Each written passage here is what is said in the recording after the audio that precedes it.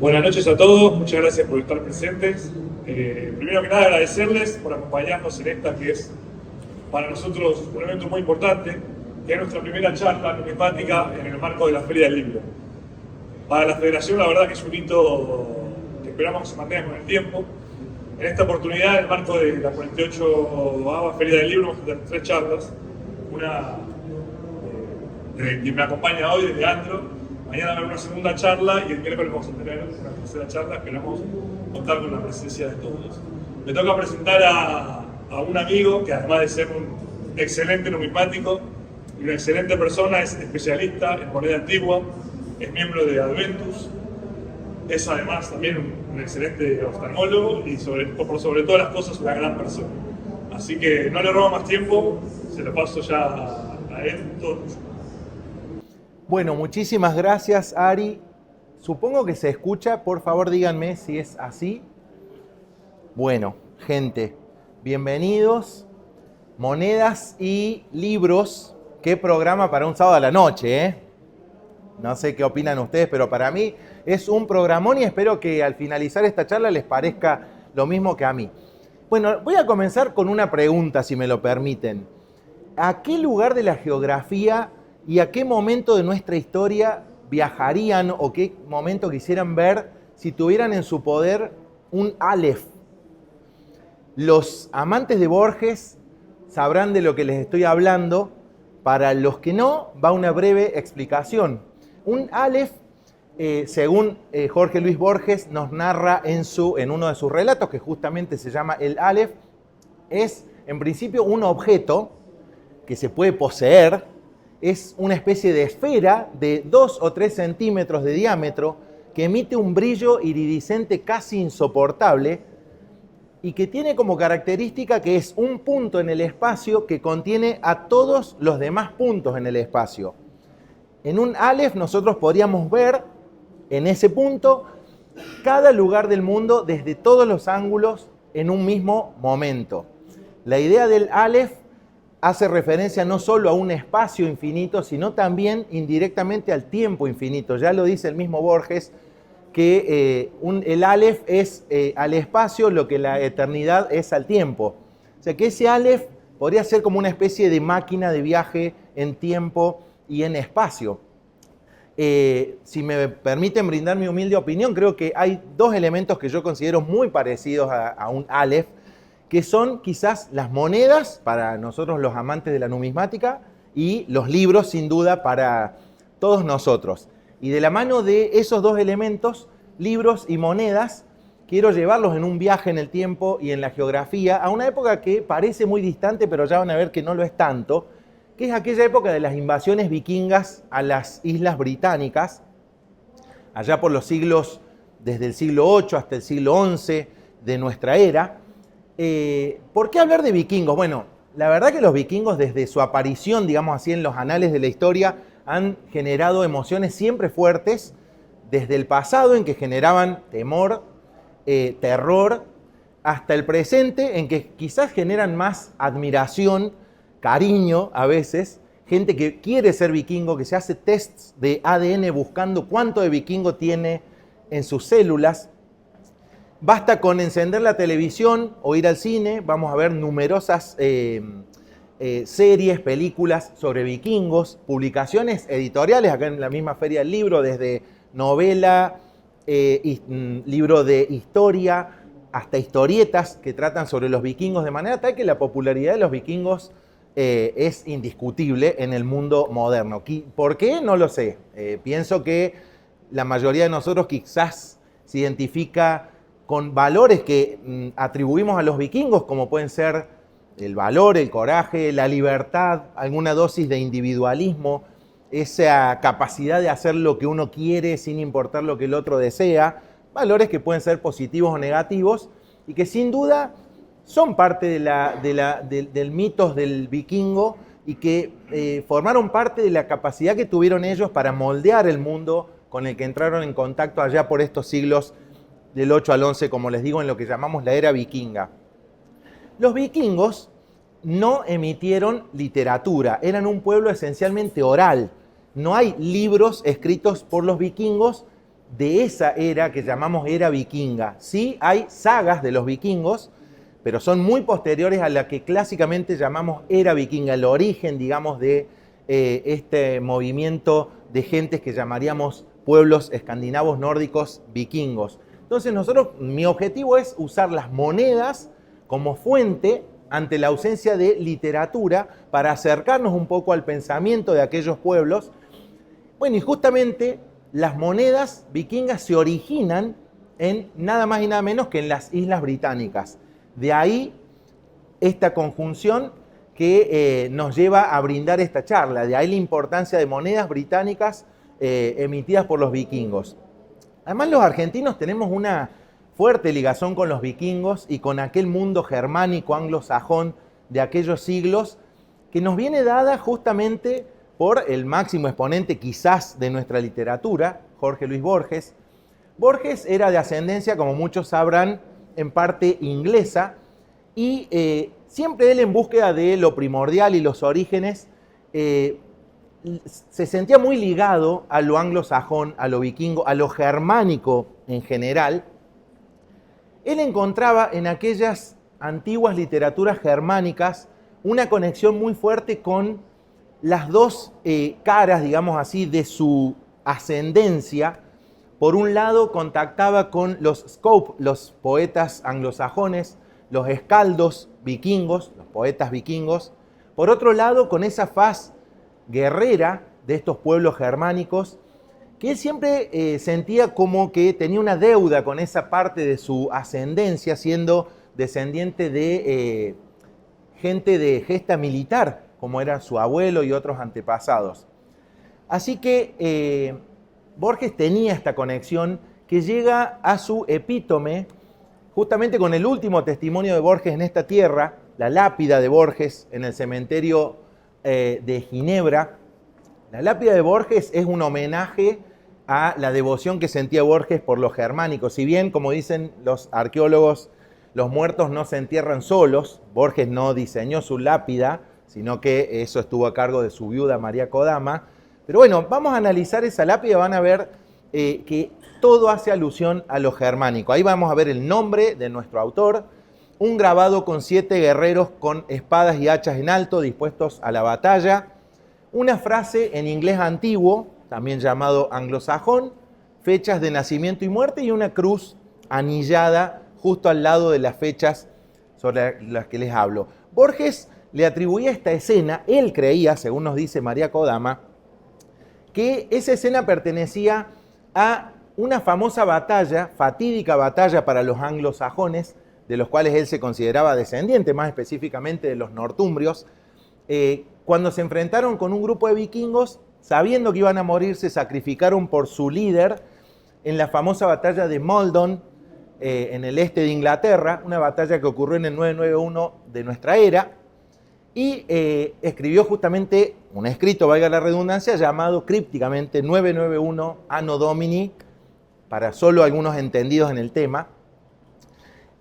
Sabemos hoy que en realidad no son guerreros anglosajones los que vemos ahí, sino todo lo contrario, son guerreros vikingos.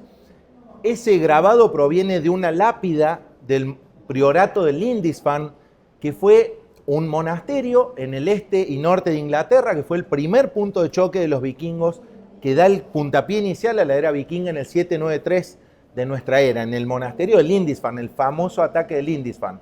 Eso es lo que tiene Borges en su lápida. La frase en anglosajón significa y que no temieran, es un consejo que les da el líder anglosajón Byrhtnoth a sus guerreros antes de la batalla de Maldon, siempre pensando él que ese grabado correspondía a la batalla de Maldon. Y por último, la cruz que vemos abajo, esa cruz anillada, cruz celta se le dice algunas veces, se corresponde muy bien con una famosa cruz vikinga que se llama Cruz de Gosforth, una cruz del siglo X, también en Cumbria, en el norte de Inglaterra, que ya vamos a estudiarla un poquito más y van a ver cómo combina elementos de la religión cristiana con la mitología nórdica.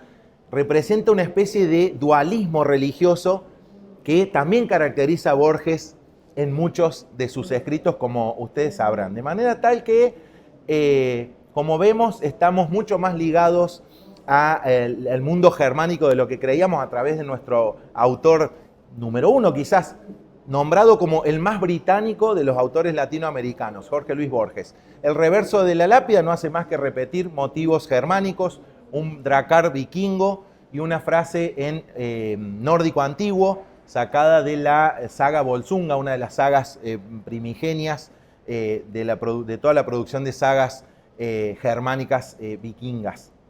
Así que bueno, damos por comenzada entonces esta saga numismática, nunca escrita por supuesto, sobre monedas vikingas de las Islas Británicas, y es un honor para mí estar aquí con ustedes en nombre de Adventus, en nombre de FENIMA principalmente, y de la Asociación Argentina de Numismática, a la que también tengo el honor de pertenecer. Vamos a hablar de saga vikinga en las Islas Británicas, pero tenemos que explicar un poquito de qué vamos a hablar hoy. ¿Qué es en realidad un vikingo? Si les digo la palabra vikingo, la mayoría de ustedes se pueden imaginar inmediatamente, seguramente un guerrero, muy probablemente con un casco con cuernos en la cabeza. Esa idea es falsa, no usaban cascos con cuernos, pero creo que la mayoría consideraría que un vikingo, lo más probable que la idea mental que tengamos sea la del centro, un guerrero ultrapoderoso, musculoso, prácticamente invencible. Pero no, los vikingos podían ser cualquiera de digamos, esos ejemplos que están dados en esa imagen. Un vikingo podría ser un campesino que en determinada situación podría transformarse en un guerrero y en otra situación podía transformarse en un comerciante. Una de las características número uno de los vikingos era su capacidad de adaptación, su gran pragmatismo. Incluso la etimología de la palabra vikingo habla justamente de esta capacidad de adaptación. No está claro de dónde proviene esta palabra, podría ser de origen nórdico antiguo. Viking significa piratear, saqueo pirata, mejor dicho, y vikinger es aquel que lleva a cabo el saqueo pirata, el pirata en sí mismo, de manera tal que bien podría ser que vikingo signifique simplemente un guerrero pirata, un guerrero que asalta y toma cosas por la fuerza. Bien podría también derivar del inglés antiguo, del sufijo wick, que significa lugar de comercio. Lo vamos a ver en lugares como Norwich o Ipswich, que tienen ese sufijo al final, significan simplemente lugares de comercio. Hay numerosas ciudades en Inglaterra que contienen ese sufijo. Esa dualidad del vikingo como guerrero, como comerciante, la vamos a ver si analizamos, digamos, la era vikinga, ese movimiento expansivo que llevó a las gentes nórdicas desde la Escandinavia antigua, los países que hoy serían Suecia, Noruega, Dinamarca, a expandirse a gran parte del mundo conocido, todo el occidente conocido, llegando hasta África al sur, Islandia al norte, llegando hasta América. No fueron llamados vikingos en ninguno de esos lugares. La palabra vikingo les va a llamar la atención, pero se empezó a usar más o menos en el siglo XIX de nuestra era. En las viejas épocas se lo llamaba según el lugar de distintas formas. Generalmente los daneses, se les decía en Inglaterra, en las Islas Británicas, los normandos en Francia, los rus en las zonas de lo que sería Ucrania, Rusia, y así. En ningún lugar se les denominaba vikingos porque eran percibidos de distinta manera en cada uno de los lugares en los que tomaban contacto. En algunos lugares se comportaban como guerreros y en otros lugares se comportaban más bien como comerciantes. Podían adaptarse a las circunstancias según el equilibrio de fuerzas que encontraran. Si podían atacar y tomar territorio, iban a ser guerreros. Si no era conveniente, cuando se enfrentaban con grandes ejércitos como el bizantino, los ejércitos islámicos, se transformaban quizás en comerciantes, cuando no lo hacían como también, digamos, ejércitos pagos por estos reinos, digamos así, por estos imperios. A veces es más fácil definir lo que es un vikingo sabiendo lo que no es, desde el punto de vista de los pueblos con los que contactaron en la antigüedad. Los vikingos, en primer lugar, no eran gente local, no eran gente de los reinos de la Europa occidental que formaban parte, digamos, del mundo civilizado. No son locales, no eran civilizados, no había ciudades, no había una organización como la que tenían los reinos occidentales, y principalmente no son cristianos. Los vikingos son adoradores, digamos, practicantes de la religión nórdica, donde se adoraban los dioses como Odín, Thor, Freyr y demás. no eran cristianos. A veces eran simplemente llamados los paganos, y con eso se le daba nombre a los vikingos.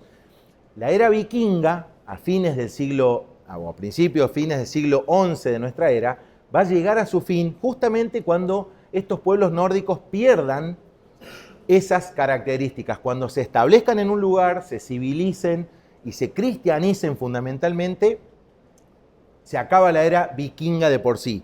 Y ese es un proceso que lo vamos a ver a través de las monedas, increíblemente, y eso es lo que me parece sumamente interesante dentro de estas emisiones numismáticas. Una saga es una obra literaria escrita en prosa, en nórdico antiguo, en la que se relatan las idas y venidas de distintos protagonistas, que pueden ser guerreros, pueden ser familias enteras de origen nórdico, santos y demás. Estas sagas fueron escritas en Islandia, mayormente en el siglo XIII, en general son anónimas, y son historias que se caracterizan por tener una mezcla entre realidad y ficción. Hay cosas que son verdaderas y cosas que son fantasiosas, que forman parte de las sagas. De hecho, el descubrimiento, digamos así, de América por los vikingos, por años se supo que existía una saga de los groenlandeses que hablaba de ese hallazgo de América por los vikingos. Se creyó que era simplemente una fantasía.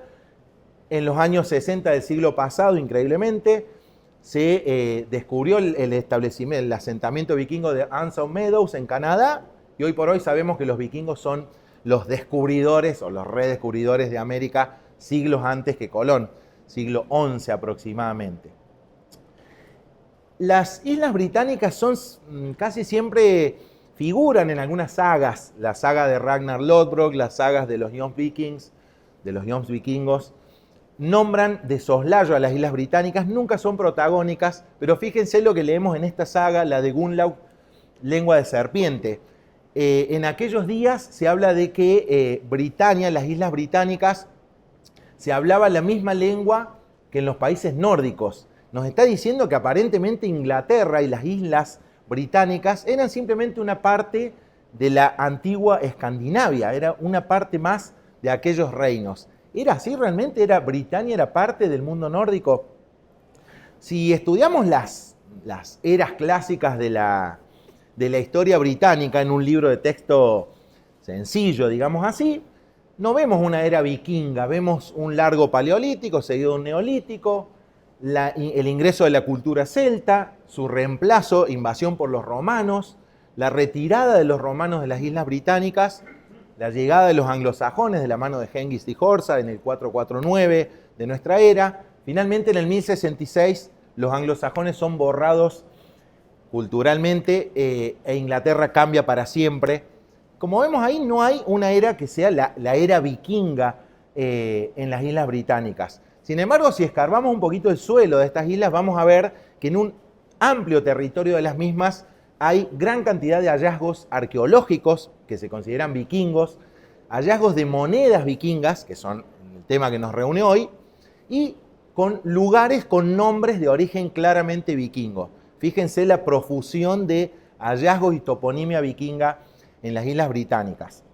De manera tal que sí, si vemos la evidencia arqueológica y lo que nos dicen algunas sagas, las Islas Británicas sí fueron vikingas, al menos gran parte de las mismas, entre los siglos 8 y 11 en lo que llamamos la era vikinga. Y nosotros vamos a usar, justamente como no existen, como les decía en un principio, fuentes literarias directas, usamos entonces hoy las monedas como una fuente para acercarnos a esa historia. Las Islas Británicas, los países que la conforman. El problema con las Islas Británicas es que estaban, digamos, colindantes con el Mar del Norte. Y el mar en esa época, a diferencia de lo que uno podría pensar, era un medio de comunicación. Era mucho más fácil trasladarse por mar que por tierra entre un lugar y otro. Y justamente es desde el Mar del Norte, Dinamarca, Noruega, Suecia, los países escandinavos, de donde llegaría esa amenaza al mundo anglosajón de la época en forma de las invasiones que llamamos vikingas, de los daneses. Y esas invasiones van a generar dos sagas de las que vamos a hablar hoy. La saga de Inglaterra, por un lado, y la saga vikinga de Irlanda, por otro lado. La Inglaterra que encontraron los vikingos era la Inglaterra de los anglosajones. La Inglaterra anglosajona se origina una vez que los romanos se retiran de las Islas Británicas, allá por el 410 de nuestra era, se produce un vacío de poder y por diversas razones que se están estudiando y de diversas maneras, pueblos que venían del norte de Alemania, de parte de Dinamarca, quizás de Países Bajos, invaden de alguna u otra forma, como les digo, las Islas Británicas, Inglaterra puntualmente, desplazando de una u otra forma la población celta o britano-romana que había quedado luego de la retirada de los romanos, y forman los reinos anglosajones. Inicialmente había más de 30 reinos anglosajones, de los cuales siempre se habla de 7 grandes reinos anglosajones, los reinos de los sajones, justamente dicho, Wessex, Essex y Sussex, los reinos de los anglos, que serían Anglia Oriental, Mercia y Northumbria, y el único reino de los jutos, un pueblo que generalmente queda fuera de la nomenclatura, anglosajón no contiene los jutos, pero uno de los reinos más importantes inicialmente, el reino de Kent. Para el siglo VIII, ya llegando a la época que más nos interesa hoy, cuando empiezan las invasiones vikingas a las islas, había 4 grandes reinos anglosajones. Solo quedaban Mercia, Anglia Oriental, Northumbria y Wessex, que habían ido engullendo, habían ido asimilando al resto de los reinos más pequeños. Justamente en el reino más norteño de estos, en el reino de Northumbria, hay el famoso priorato de Lindisfarne, del cual ya les hablé cuando hablamos de la lápida de Borges. Un priorato que era el centro más importante desde el punto de vista religioso y del saber en el mundo entero anglosajón y también con gran representación en toda Europa.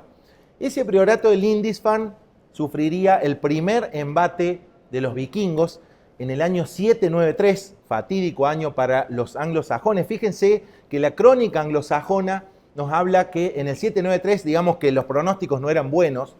Se habla de que la gente vio dragones de fuego por el cielo, que hubo torbellinos, hubo hambrunas, y el desenlace final fue la invasión de estos pueblos paganos que destruyeron Lindisfarne. Fue un ataque sumamente cruel, sumamente sangriento, que dejó mella todavía resonando al día de hoy en la historiografía del mundo occidental. Ese es un dibujo, un grabado, digamos, de época aproximadamente, siglo XI, lo más cercano posible, donde se ve esos barcos vikingos atacando la isla santa de Lindisfarne. El año 793 pasaría a la historia como el puntapié inicial de lo que se llama la era vikinga. De ahí deriva la lápida, la piedra de Lindisfarne, es la lápida de uno de los monjes que habría sido asesinado cruelmente por esos vikingos atacantes en aquel terrible año y que inspiraría la lápida de Borges. Fíjese cómo se va relacionando todo. Ese tipo de ataques crueles a centros aislados, mal defendidos, con una capacidad de obtener rédito inmediato. Acuérdense que en estos monasterios y prioratos había gran cantidad de riqueza, había gran cantidad de oro en forma de tesoros, monedas, objetos, cálices, etc. Todo eso era lo que los vikingos buscaban y era muy fácil acceder a estos centros alejados en general de las ciudades anglosajonas y mal defendidos. Esos ataques se fueron repitiendo a lo largo de siglos, de décadas, perdón, no solo en Inglaterra, sino en toda la costa de Escocia, Irlanda, Francia, España. Ese tipo de ataques furtivos, de ataque y retirada, fue el método de acción de los vikingos por varias décadas. Hasta que en un momento, casi 100 años más tarde de ese primer ataque en 793, en el 865 de la era actual, se produce el desembarco de algunas miles de vikingos en la costa de Anglia Oriental que venían ya con un objetivo distinto. Ya no era atacar y retirarse, era atacar, conquistar y quedarse en las Islas Británicas. A esa gran cantidad de nórdicos que llegaron se lo conoce como el Gran Ejército Vikingo, el Mikelheitenheera, el gran ejército pagano del 865, formado por gentes no solo de los países nórdicos, sino que se han visto también de francos, irlandeses y demás, que estaban al mando, fíjense de quién, nada más y nada menos que de Ragnar Lodbrok, que muchos pensamos, o quizá podrían pensar que es una figura mitológica, y no, parece que es una historia semi-real la de Ragnar. Tenemos una saga inclusive de de Ragnar Lodbrok, que data de aquellos siglos, el siglo XIII aproximadamente.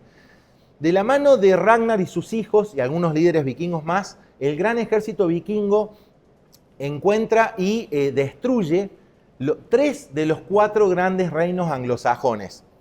En primer lugar, va a tomar el reino de Northumbria, que se hallaba en medio de una guerra civil. Luego conquista Anglia Oriental. Finalmente destruye el reino de Mercia. Y en esos territorios nacen 2 reinos vikingos. El reino vikingo de York, de Jorvik, como se rebautiza la ciudad de York en el norte de Inglaterra. Y el reino de Anglia Oriental y los 5 burgos vikingos. ¿Qué queda de la Inglaterra anglosajona? Solamente el poderoso reino y rico reino de Wessex, bien al sur. Moneda de Alfredo el Grande. Ya vamos a ver por qué se le llama Alfredo el Grande al líder vikingo, al líder anglosajón que encontraron los vikingos a su llegada a las Islas Británicas. Alfredo el Grande, entre otras cosas, tuvo la virtud de ser el primer anglosajón capaz de derrotar a los vikingos en toda la historia de las invasiones vikingas. Hasta encontrarse con Alfredo, los vikingos venían ganando y ganando y ganando, no había poder de Dios para destruirlos, para derrotarlos, hasta que se enfrentan con Alfredo el Grande en una histórica batalla, la batalla de Edington del 878. En esa batalla Alfredo gana por poco a Guthrum, el líder vikingo, y eso le permite establecer ciertas condiciones de paz. Alfredo consigue la paz para Wessex, Guthrum consigue un dominio reconocido por este rey anglosajón. Ya vamos a ver cómo se llama ese reino, el reino de Anglia Oriental, que forma parte de lo que se va a llamar el Danelaw. Y se produce la entrada en el mundo vikingo de un hecho que, fíjense la importancia que tiene. Para poder reconocer el reino de Guthrum, Alfredo exige que Guthrum y varios líderes de su banda se bauticen, se transformen, se conviertan al cristianismo. Así que Guthrum consigue un reino, pero también consigue o lleva consigo la semilla de algo que después va a tener enorme repercusión, que es la cristianización de todos los pueblos escandinavos, hecho que va a cambiar la historia de la humanidad. Dijimos que se forma un nuevo territorio en Inglaterra, una línea imaginaria que va desde Londres al sur hasta Chester, más o menos al norte, hacia arriba y hacia el este, el Danelaw. El Danelaw, Danelagen, es la tierra inglesa donde rige la ley de los daneses, de los vikingos, en contraposición con la tierra donde rige la ley de los sajones, la ley sajona. Fíjense cómo el territorio del Danelaw coincide perfectamente con lo que vimos antes de los hallazgos numismáticos de monedas vikingas. Hablamos de 2 reinos principalmente, que son los que van a emitir moneda, y ya vamos a ver a continuación. Me adelanto un poquito, ese Danelaw no va a durar mucho, más o menos desde la época del Tratado de Edington hasta el 954, 960, los reinos vikingos son totalmente destruidos. Se produce la reconquista, así como hubo una reconquista en España, en Inglaterra también hubo una reconquista de mano de Alfredo el Grande y sus descendientes, que van conquistando territorio vikingo, los van eliminando poco a poco, hasta lograr finalmente la conquista de toda Inglaterra. Athelstan, el nieto de Alfredo el Grande, es el primer rey que se conoce como el rey de todos los anglos, Rex Totum Britanniae, como dice esa moneda que ven allí. Y Athelstan es protagonista de otra de las grandes batallas de las crónicas anglosajonas, la batalla de Brunanburh, sobre la cual no me voy a extender, pero sobre la cual también nuestro querido Borges escribió un poema justamente llamado Brunanburh 937 Anno Domini, que puedo recomendarles, es muy emotivo y muy fuerte porque está visto desde un punto de vista único, digamos. Hasta acá hemos visto la historia vikingo, que significa sagas, la saga vikinga, cuál es la importancia de estudiar esto, cómo se fueron desarrollando estos reinos vikingos a costa de los reinos anglosajones. Y ahora, bueno, nos vamos a adentrar en el mundo de las monedas de los vikingos, comenzando con las monedas de los vikingos en Inglaterra.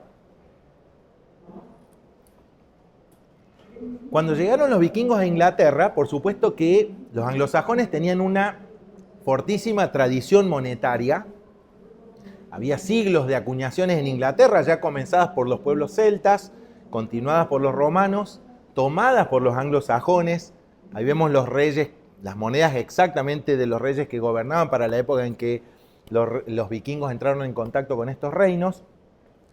De manera tal que los vikingos, que tenían una economía no monetarizada, no existía la moneda vikinga, los tesoros vikingos de la época son muy similares a este famoso tesoro de Croydon de los 870, es decir, época de plena invasión del gran ejército vikingo del 865.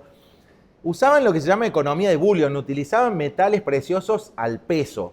En esos tesoros encontramos una mezcla de monedas anglosajonas con monedas islámicas, monedas francas, carolingias, pedazos de plata al azar. No le interesaba la moneda, el valor nominal en sí, sino el peso de la moneda.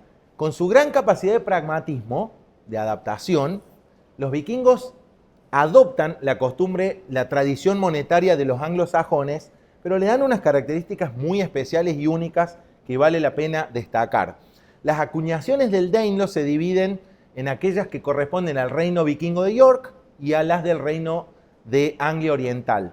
Esas acuñaciones se dividen en dos fases. Una fase que se llama imitativa, estados vikingos relativamente débiles, que por primera vez van a emitir moneda, imitando la moneda anglosajona. Cuando esos mismos reinos adquieren confianza y fortaleza, comienzan a emitir moneda con caracteres que les son propios en la fase que se llama fase nacional. Las monedas vikingas imitativas de Inglaterra son, como su nombre lo indica, imitaciones de monedas anglosajonas. Son muy numerosas, yo les voy a mostrar poquísimos ejemplos como para que tomemos una dimensión de lo que estamos hablando. Ahí ven arriba una moneda oficial del reino de Wessex por Alfredo el Grande y debajo la imitación de los vikingos de Anglia Oriental, muy probablemente, con el logotipo del monograma correspondiente a la ciudad de Londres. De la misma forma, había monedas imitativas de otras ciudades importantes como Oxford o Canterbury, con su antiguo nombre de Dorovernium Cantiacorum, Doro. Y me voy a detener simplemente en esta moneda imitativa. Es una imitación de una moneda de Alfredo el Grande, emitida por Guthrum. Es una moneda imitación de Alfredo el Grande, emitida por ese rey, ese líder vikingo Guthrum, el rey de Anglia Oriental. Fíjense que Guthrum en esa moneda no se pone a sí mismo como Guthrum, figura como Athelstan. Está utilizando el nombre bautismal, el nombre cristiano que se le dio en aquel momento de la batalla de Edington. Vemos en esa moneda entonces quizás indicios de cristianización de los vikingos o quizás simplemente la utilización política de la moneda con un líder vikingo que quiere figurar entre los reyes cristianos de la Europa civilizada occidental. Nunca lo sabremos quizás. Entrando ya de lleno en lo que es la moneda nacional, y es la más especial y la que más vale la pena, digamos, divertirnos un poco con este tipo de monedas, van a ver que es muy interesante. En Anglia Oriental se produce la primera moneda con carácter propio de todas las emisiones vikingas. Les voy a nombrar esta moneda que se llama Memorial de San Edmundo. ¿Por qué? Bueno, justamente en la moneda se lee la leyenda San Edmundo Rey. Esa moneda, San Edmundo Rey, está hablando de un santo, San Edmundo, que era el rey que existía en Anglia Oriental, que fue asesinado por los vikingos, convertido en un santo y loado, digamos así, en esta moneda emitida por los mismos vikingos, lo cual parece una locura, pero es una cuestión que se da no tan rara vez con los pueblos barbáricos, y ya van a ver cómo es el mecanismo. Veamos cómo pasó Edmundo a ser de un rey simplemente asesinado, como tantos otros reyes por los vikingos invasores, a ser un santo. Cuando los vikingos entran a Anglia Oriental, le piden a Edmundo que sea su rey títere. Edmundo no acepta, intenta luchar contra los vikingos, no puede, es derrotado, capturado. Esto dice una leyenda, hay otras versiones no tan románticas. Atan a Edmundo a un árbol, lo utilizan como objetivo para tiro al blanco. Edmundo no muere con todos los flechazos que recibe, es decapitado por esos vikingos. La cabeza es arrojada al bosque donde había ocurrido toda esta cuestión tan macabra, y el cuerpo queda ahí tirado. Los acólitos de Edmund van a buscar el cuerpo y la cabeza para enterrar a su rey cristiano. Hasta ahora era un simple rey. Encuentran el cuerpo, pero no encuentran la cabeza. Buscando y buscando por todo el bosque, en un momento se dan, y acá viene la parte religiosa, se dan con un lobo que tenía en su boca la cabeza de Edmundo, que no solo era increíble que no se lo hubiera comido ni destruido, sino que la cabeza hablaba y dijo justamente, hiere, hiere, hiere, en anglosajón, aquí, aquí, aquí. Les dijo a sus seguidores dónde estaba él mismo. Consiguieron la cabeza, se la llevaron a un lugar a enterrar, la unieron con el cuerpo se unió con la cabeza mágicamente, llamémosle así, y ahí comenzó el culto de Edmundo como santo. Fue el primer santo patrono rey de Inglaterra, antes de que se instalara San Jorge como el santo patrono de los ingleses. San Edmundo supuestamente se halla enterrado justamente en Bury St. Edmund, una ciudad que está al noreste de Londres. De manera tal que esa es la historia de cómo uno podría transformarse en santo en la Inglaterra medieval. Tenías que pasar por un tremendo martirio. Las acuñaciones del reino de York, el reino del norte, lo que antes era Northumbria, ahora la Northumbria vikinga, no se quedan cortas en cuanto a la originalidad de los diseños y los llamativos que son. Esta serie de acuñaciones corresponden a un rey llamado Knut. No es Knut el Grande, que sería de unos 2 siglos más tarde, es un Canuto del cual no se sabe mucho, pero tiene monedas muy interesantes. Fíjense, bueno, en toda figura, para empezar, una cruz en una moneda vikinga, los vikingos nórdicos, escandinavos, Odín, Thor, culto a la guerra, cruces en monedas vikingas. Claro, mensaje cristiano. Era una señal de cristianización, era una movida política. Se considera que la iglesia de York tuvo mucho que ver en la influencia para estas emisiones. Fíjense los mensajes que portan algunas de esas monedas. Dominus Deus Rex, el Señor es rey, claramente cristiano. Mirabilia fecit, Él ha hecho maravillas. Mensajes con fuertísimo contenido religioso que bien podría servir para posicionar a estos reyes también como reyes respetables en el mundo cristiano occidental. Interesantísima moneda de otro de los reyes ya invasores desde Irlanda, venían invadiendo reyes que tomaban el reino de York. En este caso, un rey llamado Sitrick emite esta moneda que se llama Memorial de San Pedro. Fue emitida aparentemente en la Catedral de San Pedro, la Catedral de York. York Minster es San Pedro en realidad.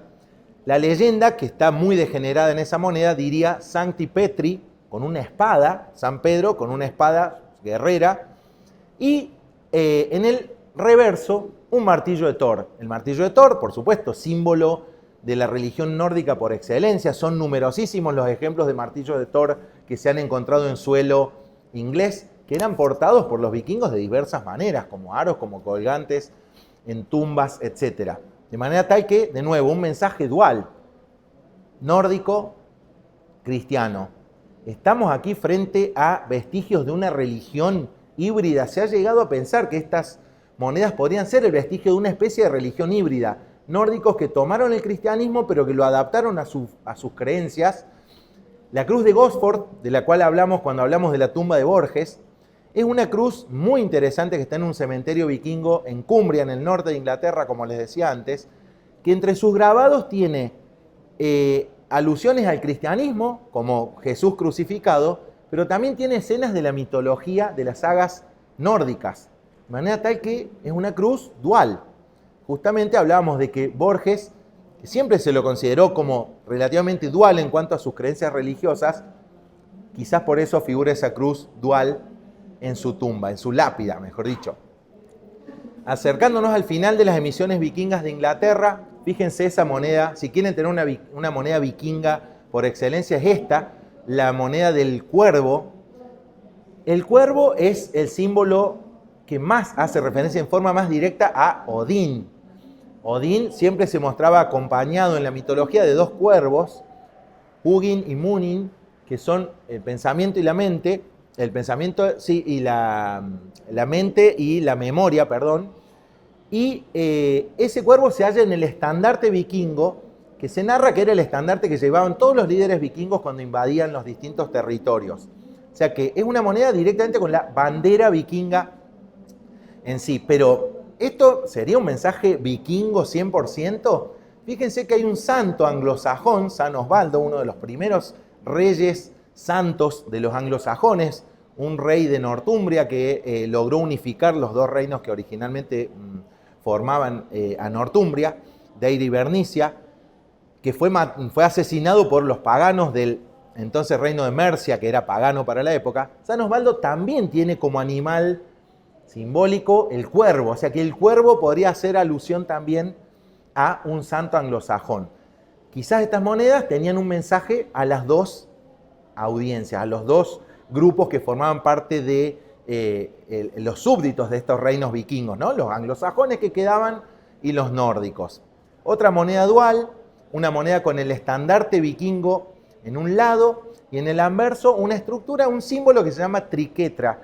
Ese símbolo que adquiere diversas formas, que siempre está formado por tres elementos enlazados entre sí de distintas maneras, es un símbolo muy antiguo que se lo encuentra en la mitología celta, en la mitología vikinga nórdica y también en el cristianismo. Esa es una piedra vikinga de plena época de la era vikinga, rúnica en Suecia. Fíjense que hay una triquetra allí, la moneda con la triquetra, y también la triquetra a veces se ha utilizado con el simbolismo de la Santísima Trinidad, de manera tal que podríamos pensar también que quizás tenga un doble simbolismo. El último rey vikingo de Inglaterra, del reino de York, el último de los reinos que quedaba por conquistar por aquellos descendientes de Alfredo el Grande, era Eric Bloodaxe, Eric el hacha sangrienta. Fíjense qué interesantísima moneda con el nombre de Eric, una espada, guerra, poder, y del otro lado una cruz. Eric el hacha sangrienta fue expulsado de York por sus mismos súbditos, fue asesinado por otros vikingos con los cuales él estaba enfrentado, y su esposa mandó a un escaldo, a un poeta vikingo de la corte de Jorvik, a escribir un poema en honor a él, donde Odín, con su único ojo, el otro ojo había sido perdido, lo había entregado a cambio de obtener todo el conocimiento del universo, le pide a uno de sus súbditos en Valhalla que haga entrar a Eric a su reino, digamos así, ya que él había bañado la hoja de su espada con sangre. Nada más descriptivo del placer que sentían los vikingos, digamos, la importancia que le daban al poderío guerrero para ser capaces de entrar a Valhalla. Y muy brevemente, la saga vikinga irlandesa. En Irlanda la situación era totalmente distinta. En Irlanda los vikingos encontraron una tierra completamente incivilizada, mucha cantidad, más de 150 reinos que luchaban entre sí. La violencia era endémica, había incluso violencia y guerras entre los monasterios cristianos entre sí, y lo único que unía a todos estos reinos eran todos cristianos a su propia forma, el cristianismo celta. Un panorama sin ciudades, sin moneda. En Irlanda los vikingos son responsables nada más y nada menos que de emitir la primera moneda irlandesa y de erigir la primera ciudad irlandesa, nada menos que Dublín, es de origen vikingo. Las crónicas, los anales de Ulster, el equivalente a las crónicas anglosajonas, también nos hablan de un panorama sombrío con portentos que anunciaban la gravedad de los hechos que se iban a venir, lunas convertidas en sangre y demás, alusiones a que venían los vikingos. Por supuesto, estas crónicas son escritas con el diario El Lunes. Nadie tenía el poder de conocer que se venían los vikingos, eran todas escrituras posteriores a la invasión. Los vikingos invaden estas tierras irlandesas, no les es fácil, hay un equilibrio de fuerzas más o menos igual a igual con los pueblos irlandeses, no los pueden conquistar, los vikingos forman una especie de amalgama con los irlandeses, se establecen en estas ciudades amuralladas de comercio, los Longfords, de los cuales hay varios. El más importante es el Longford de Dublín, que daría origen a la capital de Irlanda actual, la capital Dublín, donde se empezaría a acuñar la primera moneda vikinga jamás existente. Esas monedas duraron hasta que los normandos conquistaron Irlanda por completo. Esta moneda es imitativa, se basaron en las monedas de los reinos anglosajones. Etelredo II y reyes sucesivos anglosajones fueron imitados por los vikingos en su moneda. Las primeras son muy parecidas a las de los anglosajones, pero fíjense que no es imitativa 100%. El nombre del rey es Sitrick, figura en la moneda, e incluso figura el nombre de la ciudad de Dublín como Diflin en el reverso de la moneda. O sea que no intentaban copiar simplemente, sino que hacían uso del éxito de esas monedas y le imprimían un carácter propio. Esa moneda después se va a ir degenerando en sucesivas pérdidas de calidad de metal, de leyenda, etc. Ese es un fenómeno que no les dije antes, pero que caracteriza toda la emisión vikinga también en Inglaterra, la pérdida progresiva de la calidad de la moneda, no así del peso. Eso en general en Inglaterra se mantuvo hasta las últimas etapas. Bueno, con este cuadro que podríamos imaginar que nos muestra el último rey vikingo de las Islas Británicas, siendo llevado al Valhalla por las Valquirias, a guerrear por la eternidad junto con sus compañeros de batalla. Nos despedimos de esta saga británica de las islas, diciéndoles que, bueno, los vikingos emitieron sus primeras monedas en las Islas Británicas. Esas monedas son la única fuente que tenemos de los vikingos en forma directa y contemporánea a la época, y esas monedas son testigos del fenómeno importantísimo de la cristianización de los pueblos escandinavos, que terminaría cambiando la faz de la Europa de la época, porque cesó la destrucción por parte de los vikingos. Como vimos, no estamos tan lejos de la historia de los vikingos y las Islas Británicas. Homenaje a Borges, y me permito un pequeño homenaje personal. José Caribó, mi viejo, gran poeta argentino, miembro de la Sociedad Argentina de Escritores, que me gustaría muchísimo que hubiera estado aquí en lugar de mí, capacidad oratoria mucho mejor. Bueno, en mi honor, mi homenaje a mi papá, abuelo de Igni, que está allí. Les agradezco muchísimo el haber estado aquí, su atención, y bueno, espero que haya sido un buen programa de sábado a la noche. Muchísimas gracias.